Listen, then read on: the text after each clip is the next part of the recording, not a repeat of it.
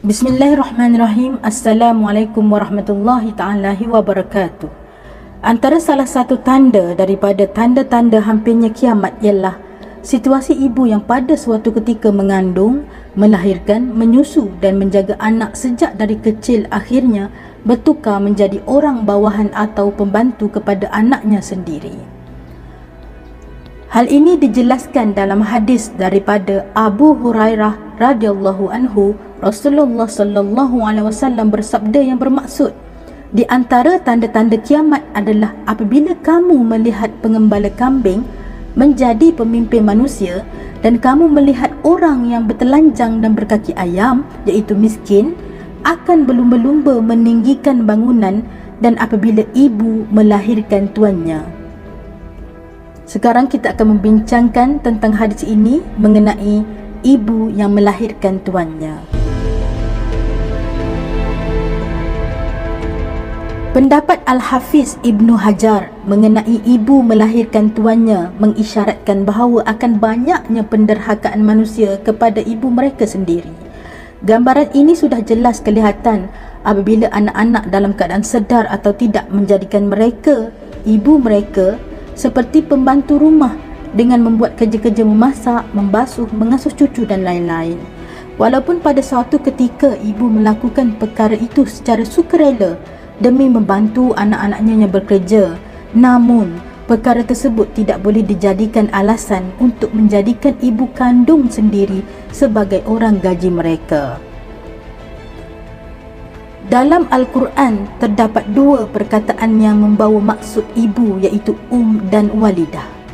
Perkataan menjelaskan peranan ibu yang mengandung dan melahirkan tanpa melihat sifat seseorang ibu itu sama ada baik atau buruk. Hal ini merujuk kepada segelintir wanita yang mengandung dalam keadaan terpaksa dan akhirnya menggugurkan atau membuang bayi tersebut apabila dilahirkan. Kata walidah digunakan hanya kerana adanya proses melahirkan baik bagi manusia maupun makhluk lain.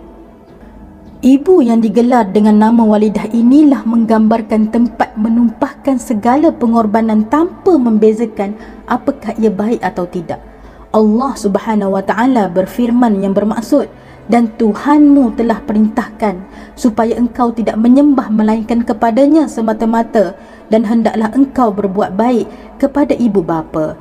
Jika salah seorang daripada keduanya atau kedua-duanya sekali sampai kepada umur tua dalam jagaan dan peliharaanmu, maka janganlah engkau berkata kepada mereka, iaitu sebarang perkataan kasar sekalipun perkataan dan janganlah engkau menengking menyegah mereka, tetapi katakanlah kepada mereka perkataan yang mulia, iaitu yang bersopan santun. Dipetik daripada surah Al-Isra ayat 23. Dalam ayat lain Allah Subhanahu wa taala berfirman yang bermaksud, serta diperintahkan daku taat dan berbuat baik kepada ibuku, dan ia tidak menjadikan daku seorang yang sombong, takbur atau darhaka. Dipetik daripada surah Maryam ayat 32. Imam Asy-Syarbini menjelaskan ibu disebutkan secara khusus dalam Al-Quran kerana menanggung beban berat dan banyak daripada rasa sakit dan kesulitan ketika melahirkan, menyusu dan mengasuh. Dalam tempoh ini ibu bersengkang mata, berkorban apa sahaja bagi memastikan anaknya membesar dalam keadaan sihat dan dijaga rapi. Mulianya ibu apabila Al-Quran memberitakan kepada kita mengenai dalamnya cinta ibu kepada anak-anaknya dan besarnya kasih sayang dan kelembutannya kepada mereka. Islam adalah agama yang sangat menitik beratkan soal berbuat baik kepada kedua ibu bapa. Bahkan amalan bir al-walidain, iaitu berbuat baik kepada kedua ibu bapa, adalah salah satu ibadah yang paling besar selepas tauhid kepada Allah Subhanahu wa taala. Ini seperti yang ditunjukkan oleh firman Allah Subhanahu wa taala yang bermaksud, dan bertauhidlah kamu kepada Allah dan jangan sesekali kamu mensyirikkan Allah dengan sesuatu pun, dan hendaklah kamu berbuat baik kepada kedua ibu bapa. Dipetik daripada surah Al-Nisa ayat 36. Justeru, ibu tidak sepatutnya dilayan seperti orang gaji walaupun tiada sedikit rungutan yang keluar daripada mulutnya. Ibu perlu dimuliakan oleh anak walau bagaimana tingginya kedudukan, taraf dan pangkat anak di dalam satu pekerjaan. Oleh itu, sisa umur ibu tidak perlu dihabiskan dengan menjaga cucu dan menjadi petugas utama dalam rumah anak mereka. Semoga anak-anak dapat menjaga dan berbakti kepada ibu bapa ketika hayatnya masih ada. Anak jadi raja semakin berleluasa. Budaya anak menjadi raja semakin berleluasa sekarang. Sebab apa? Sebab kebanyakan mereka tidak dididik menjadi hamba sejak dari kecil. Ramai pasangan ibu bapa yang terlalu manjakan anak. Kehendak anak semua dituruti. Pendapat mereka, bila mendidik anak sebagai hamba, lebih takut kata-kata daripada jiran-jiran yang mungkin akan menuduh mereka mendera anak, buat anak macam orang gaji dan sebagainya. Penderaan dan pendidikan jauh bezanya, sahabat-sahabat sekalian.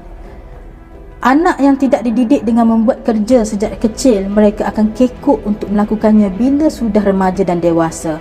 Kalau buat pun tak ikhlas dan hanya lakukan secara terpaksa.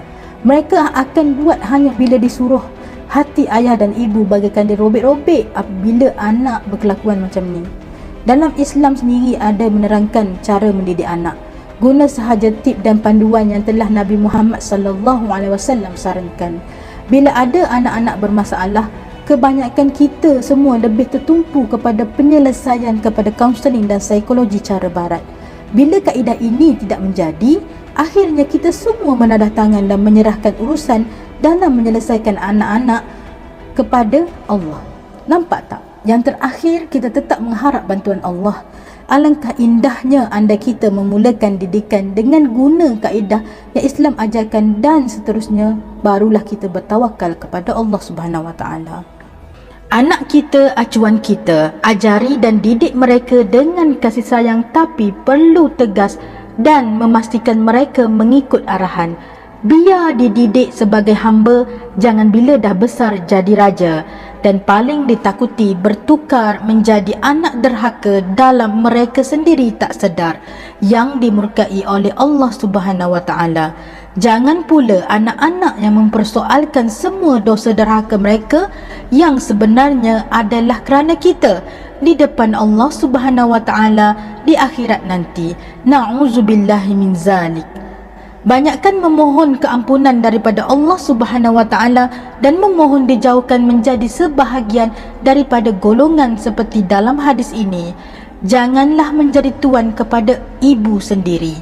Ibu bukanlah hamba, tetapi dialah ratu hati kita. Jadi, perlakukanlah dia seumpama ratu atau permaisuri kita. Pastikan seekor nyamuk pun tidak akan menghinggapi kulit ibu kita. Beruntunglah mereka yang masih dikurniakan emak dan ayah yang masih ada di dunia ini. Al-Fatihah buat ibu saya, Allah yarhamah Kamilah Yusuf yang telah dijemput Allah bulan 8 tahun 2020. Kepada sahabat-sahabat yang beriman yang telah kehilangan ibu, didoakan semoga roh-roh ibu kita yang sudah meninggal dunia dimuliakan kematiannya dan ditempatkan di kalangan orang-orang yang soleh di taman syurga Allah. Amin amin ya rabbal alamin.